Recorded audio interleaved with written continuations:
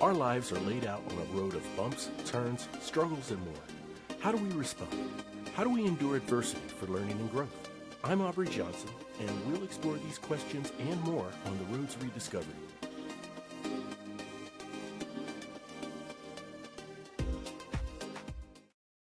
Hello, everyone, and welcome to a solo episode of the Road to Rediscovery.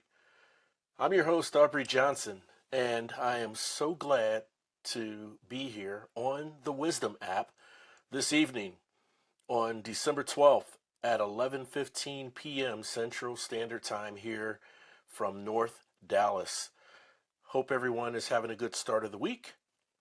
I hope everyone is having a good start of the holiday season. My podcast is about reflecting on life lessons for learning and growth and to help other people who are struggling through dark times. Today is a special solo episode.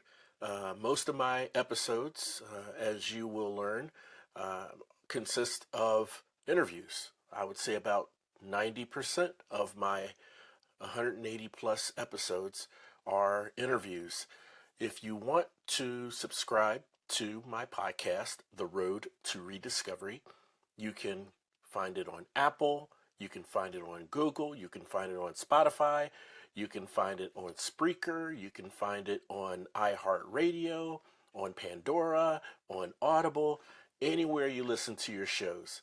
I interview amazing people from all over the world who share absolutely extraordinary stories. Extraordinary stories of triumph over tragedy and overcoming seemingly insurmountable odds, and how they use that experience in overcoming their challenges to help other people who are struggling. So check out my podcast, The Road to Rediscovery. You can also check it out on my website, roadtorediscovery.com. That's road, the number 2, rediscovery.com.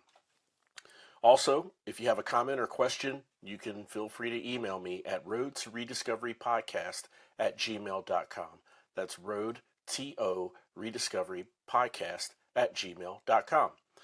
All right, so let's get into the subject at hand, right? The heart of the matter. So as I talk about this topic, this subject, what does it really mean to get your mind right? If you feel so inclined to share your experiences, share what you think it means to get your mind right, feel free to come on as a guest. More than happy to have you. You will be on the future episode of The Road to Rediscovery. What does it really mean to get your mind right? Now, I'm going to share at least my thoughts on getting your mind right. First thing I want to say, when it comes to what does it really mean to get your mind right, in my mind, I feel that it first requires a tremendous amount of self-awareness. One thing you'll learn as you learn more about my podcast, The Road to Rediscovery, we have what is called the 4 pillars or the 4 cornerstones to personal growth. Those 4 cornerstones are self-awareness, gratitude, humility, and service to others. So self-awareness being one of those pillars, one of those cornerstones, to me, that is foundational. You have to have self-awareness before you can even explore the other cornerstones.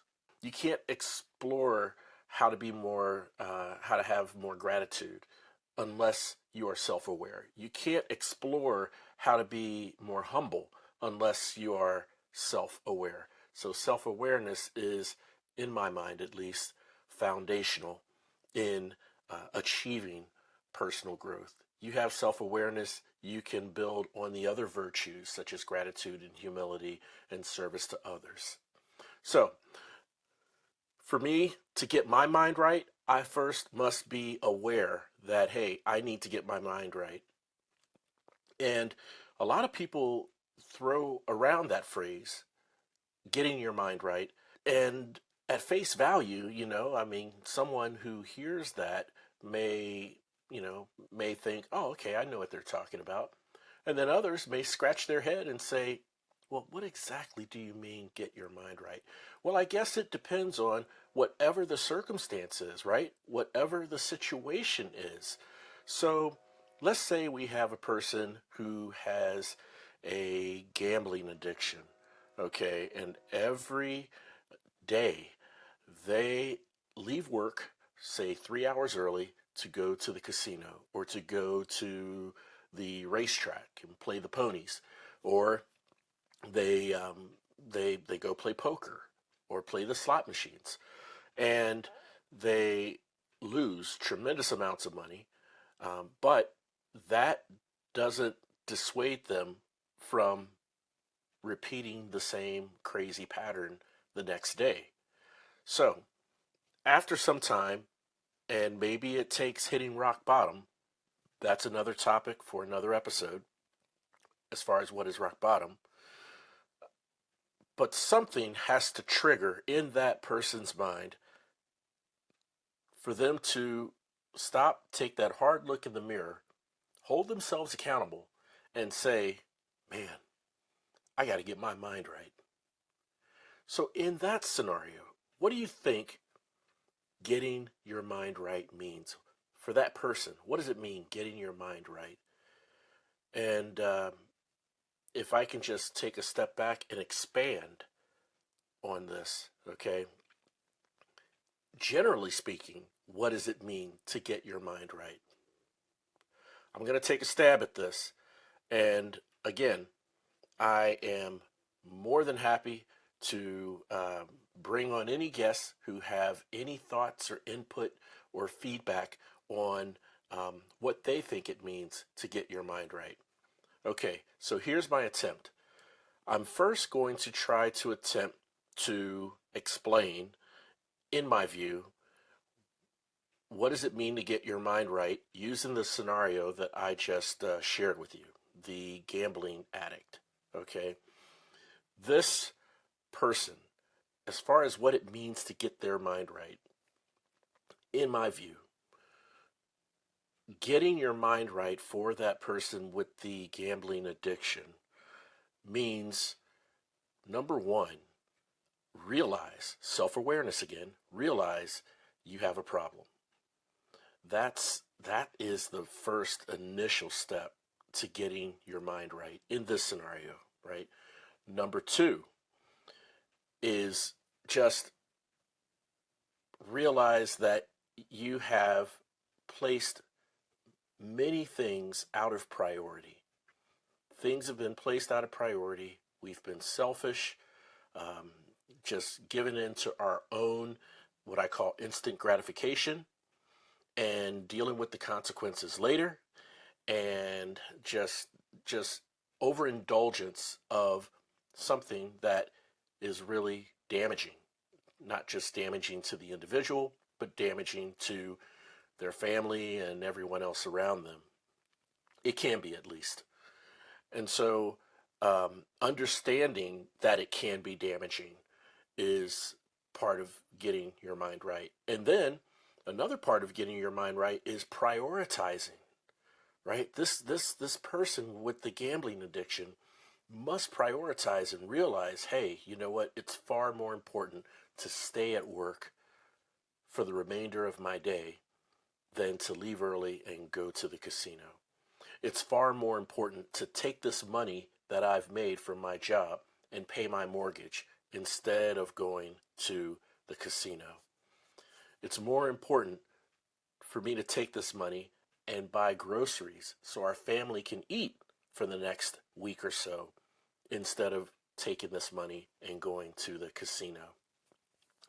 So, in detail, those are the things I feel that it means to get your mind right. And it goes even further than that in this scenario. Okay. And what I mean by it goes further than that, it has to go further in where the person with the gambling addiction would continue to say, I need to prevent myself from repeating these bad patterns. I need to stop doing this. I realized I have a problem. I realize I need to prioritize. Now I need to do the work to prevent from repeating the bad patterns again. Because it's one thing to acknowledge you have the problem, to say you're going to prioritize, and then say a week later, you're back into the habit of leaving work early and going to the casino. Um, that is something that we don't want to entertain. Okay, if we're trying to get our mind right, we are acknowledging that we have a problem. We are acknowledging that we have things out of whack, out of priority, and we also are acknowledging that we need to put things in priority again. And furthermore, figure out a way strategically to prevent this from happening again. So, there are so many other things that need to be done in this scenario when it comes to getting your mind right, okay, for this gambling addict. Um, I found myself in situations in my past where um, I've overeaten, and I've eaten too much, or I've indulged in sweets or indulged in junk food a little too much, and I start to feel myself, gain weight, and I've may have taken too many drinks, and repeatedly day after day, and realize, hey, I'm falling into some bad habits here. My exercise or activity, physical activity, has taken a decline at the same time that I'm doing all this other stuff. And I realize, wow, okay, something's happening here. Um, I'm not moving in the right direction. I need to get my mind right. And getting my mind right in my scenario I just shared with you that I have personally gone through, I need to stop and acknowledge, hey, I am I'm not moving in the direction that I should. I'm doing my body a disservice. I'm doing my body a disservice by the repeated drinking of the alcohol. I'm doing my body a disservice from overindulging in junk food and sweets. And and so after that self-awareness or that acknowledgement, now I need to start talking about ways to get back on track, right?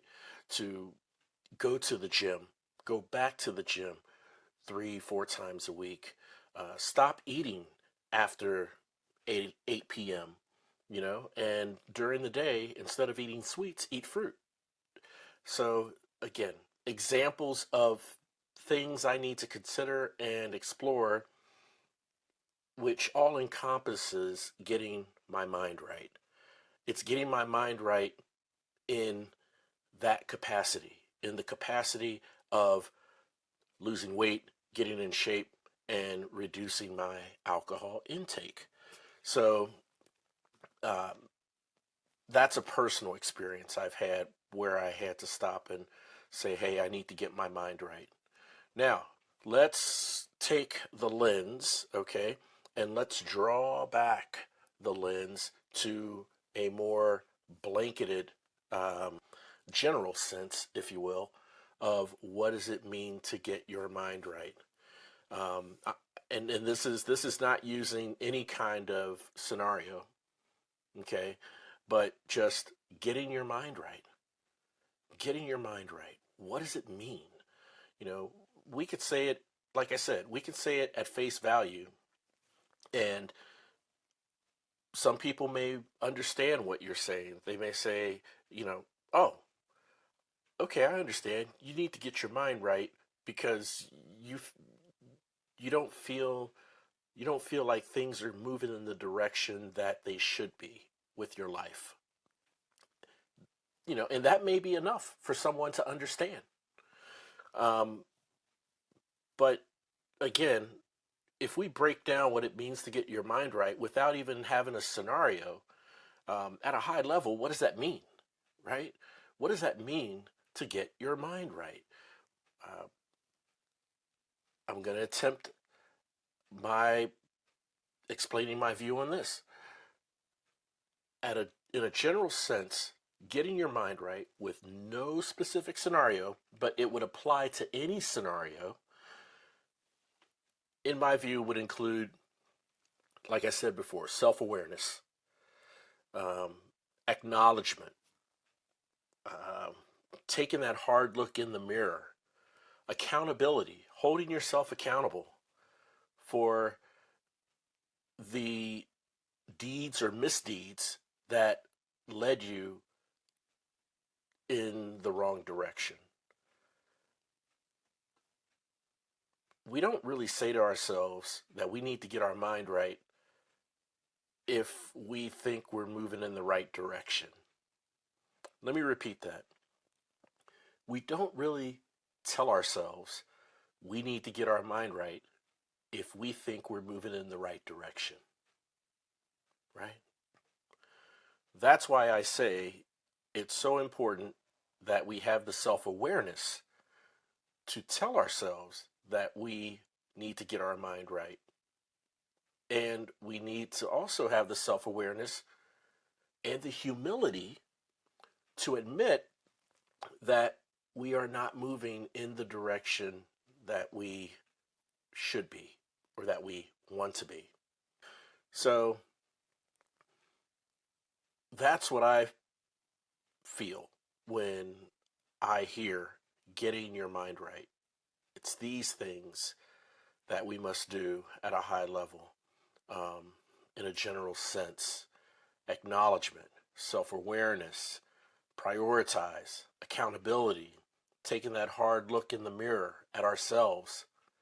None of us are perfect. And at the same time, while you take that hard look in the mirror and hold yourself accountable for something that went wrong or for a direction that you've moved in that is unfavorable, acknowledge and hold yourself accountable, but don't beat yourself up. Beating yourself up is the opposite end of the spectrum, right?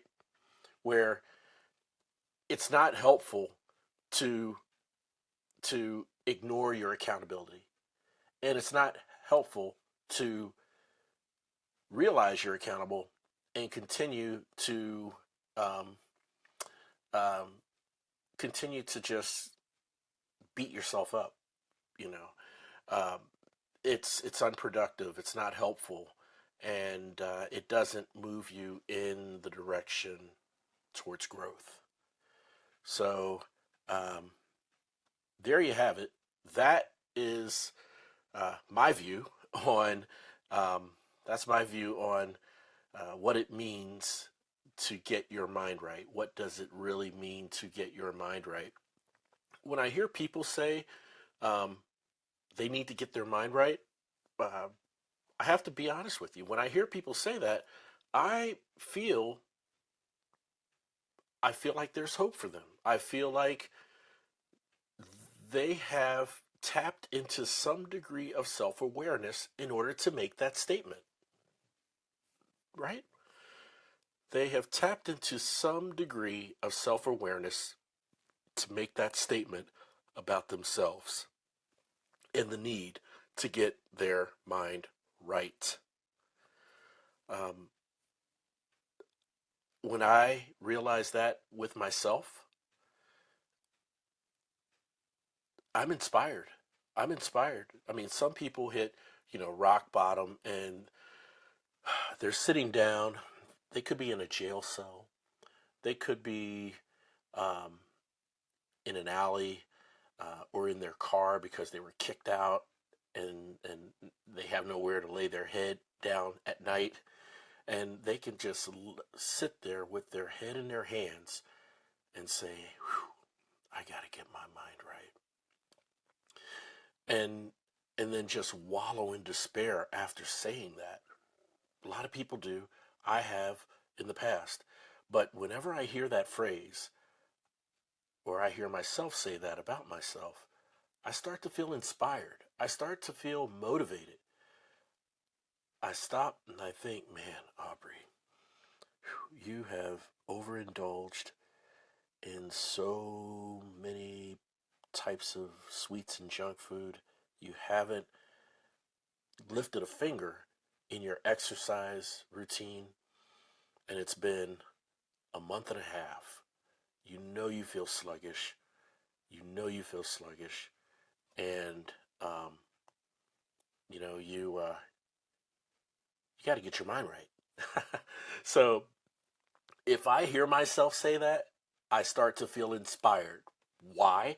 Because in order to say that, again, in order to say that statement and make that statement, I have to have some degree of self awareness. I have to be aware of my current situation in order to make that statement. And that is the foundation, that is the springboard to inspiration. That's the springboard to personal growth. You know, it all starts there. Now, how do you sustain it? How do you keep it going, right? You realize you got to get your mind right, and then you have to put in the work to realize, to understand what does it mean to get your mind right based on your situation. And um, some people have a mantra. They have something they say and repeat to themselves whenever they feel like they are slipping or they are falling back into bad habits, and they would repeat this mantra to themselves and keep moving. You know, some people, some examples of mantras may be um, the reward is worth the pain. Or some people may say, um, winners never quit and quitters never win. I'm sure a lot of you have a mantra or a phrase that you tell yourself that inspires you whenever you feel like the chips are down. Um, they're good to have, right? They're good to have. And that's one way to keep the momentum going in the right direction after you realize you need to get your mind right. So I know I kind of went back and forth between um, getting your mind right in a specific sense or scenario versus getting your mind right in a general sense that can be applied to any situation, right? Quick recap. In a general sense, what does it mean to get your mind right?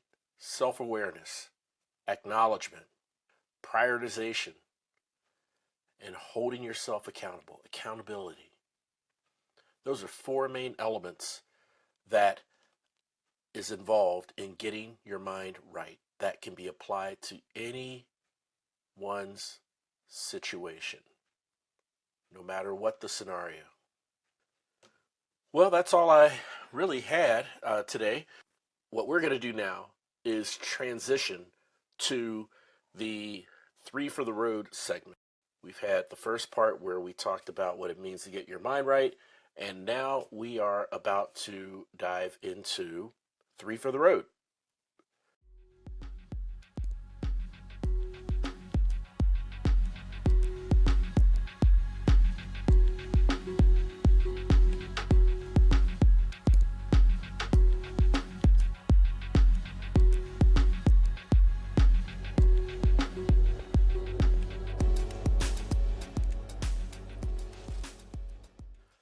Okay, so we are back with our Three for the Road segment.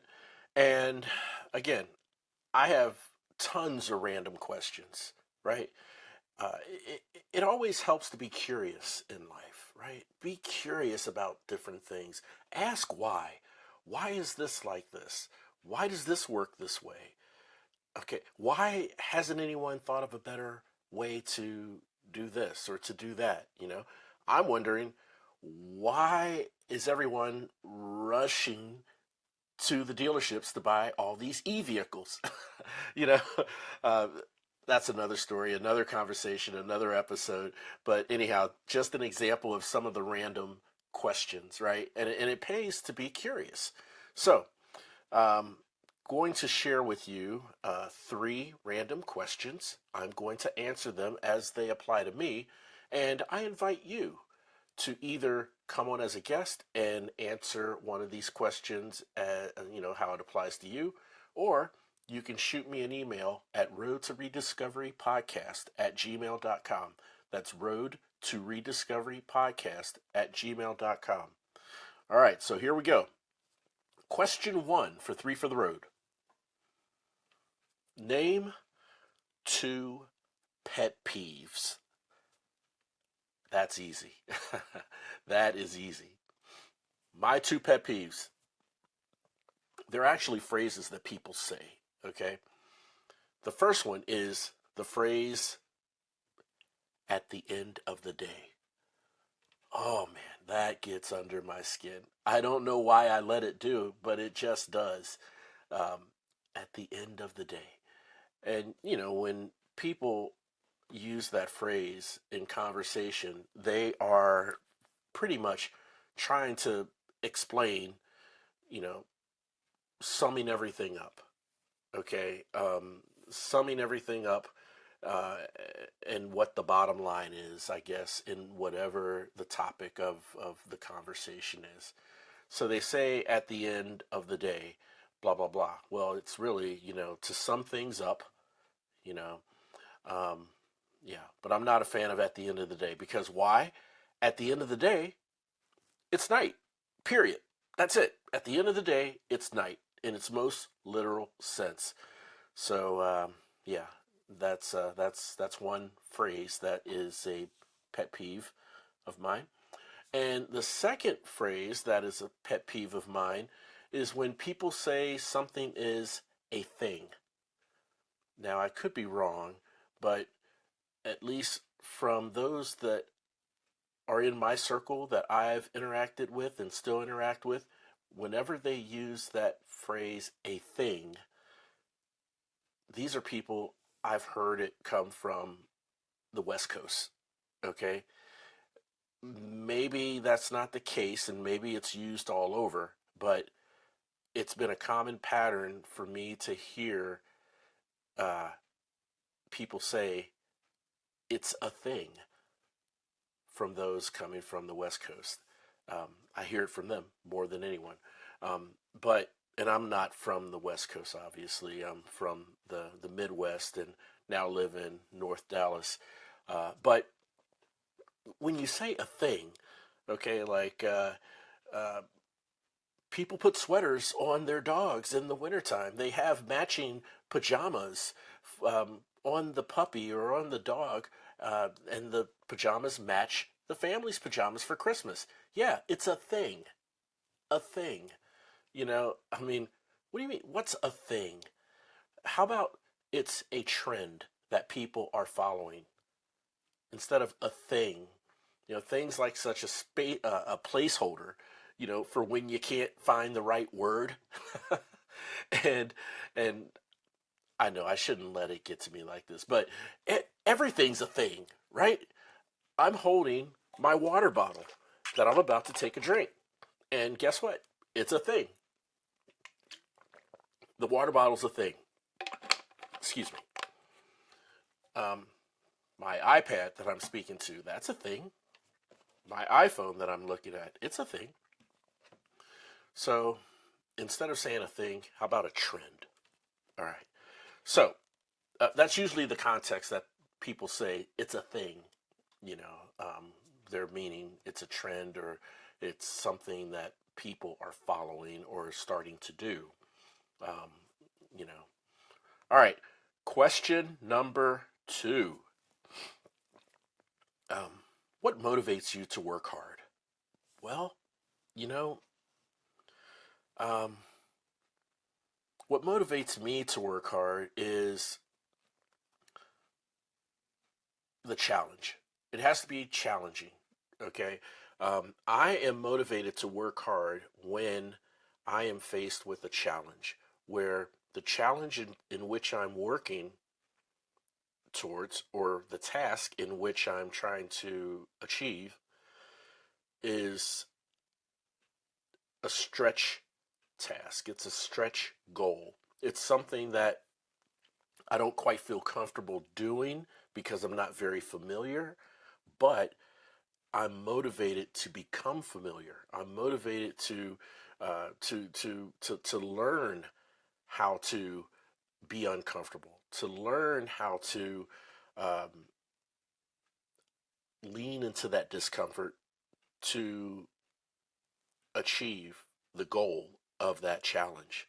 So, what motivates me to work hard is the challenge of the task itself. I hope that makes sense. All right. And number three for the road, if you could only eat one meal for the rest of your life, what would it be? Where do these questions come from, man? If you can eat only one meal for the rest of your life, what would it be? Okay, well, I am going to say it's a toss-up between two. It's a tie, okay? Pizza is number one.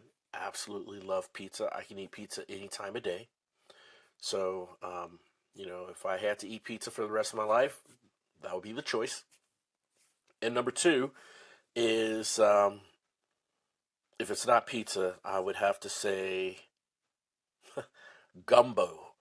I love, love, love gumbo. I love all kinds of Louisiana food, but gumbo is what I would say my number two would be to eat for the rest of my life. So there you have it, ladies and gentlemen. Three for the road, and those are the three questions. This will transform into an episode to be released real soon on the Road to Rediscovery. My podcast release episodes every Thursday at 7 a.m. Central Standard Time.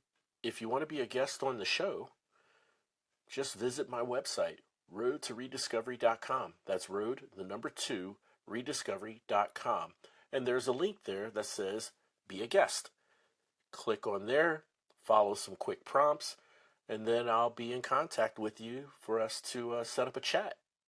Okay? Any thoughts or feedback or input to this topic that we just talked about? What does it really mean to get your mind right?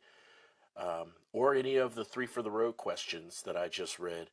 If you want to chime in and weigh in on your thoughts on those questions or your thoughts on what it means to get your mind right, again, shoot me an email, roadtorediscoverypodcast@gmail.com. All right. Well, I know this is the Wisdom platform and the Wisdom app, but I'm going to close out the way I close out all my episodes. I want to thank you for tuning in and listening. And look, if you have a loved one or a colleague or a friend or a neighbor who seems to be really unlike themselves, uncharacteristic of themselves, maybe they're going through just deep, dark days of despair, not quite sure where to turn or who to turn to, I humbly ask that you please share my show with them, because on the Road to Rediscovery, we want our listeners to know two things. Number one, you're not alone. And number two, there is always hope. The Road to Rediscovery, it's a movement, a revolution. And guess what? You are now part of it. We're all roadies on this journey of life, and it sure feels good having you on the road with me. Thanks again for listening. We'll chat again soon. We really hope you enjoyed this episode of the Road to Rediscovery. We'd love to hear from you. Shoot us an email at roadtorediscoverypodcast@gmail.com and leave us any questions or comments you may have. The Road to Rediscovery is an AJ Shark production.